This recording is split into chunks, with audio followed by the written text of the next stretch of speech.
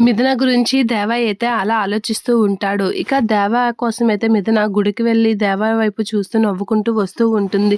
ఏంటి ఎక్కడికి వెళ్ళింది మిథున అని చెప్పేసి లేచి చూస్తూ ఉంటాడు దేవ. అలా లేచి చూడగానే మిథున అయితే దేవ దగ్గరికి పరిగెట్టుకుంటూ వస్తూ ఉంటుంది. అలా పరిగెట్టుకుంటూ వచ్చి దేవతో అయితే మాట్లాడుతూ ఉంటుంది. దేవ వైపు చూస్తూ దేవ గుడికి వెళ్ళాను అని చెప్పేసి మన కోసం మొక్కుకున్నాను అని చెప్పేసి బొట్టు పెడుతూ ఉంటుంది. నా కోసం చూస్తున్నావా అని చెప్పేసి చాలా ఎగ్జైట్‌గా మిథున అయితే దేవ వైపు చూస్తూ, నాన్న మనల్ని అర్థం చేసుకోవాలి, నిన్ను అర్థం చేసుకోవాలని చెప్పేసి గుడికి వెళ్ళి వచ్చాను అని చెప్పేసి అంటూ ఉంటుంది. ఎందుకు మిథున ఇదంతా చేస్తున్నావు అని దేవ అయితే అలా చూస్తూ ఉంటాడు.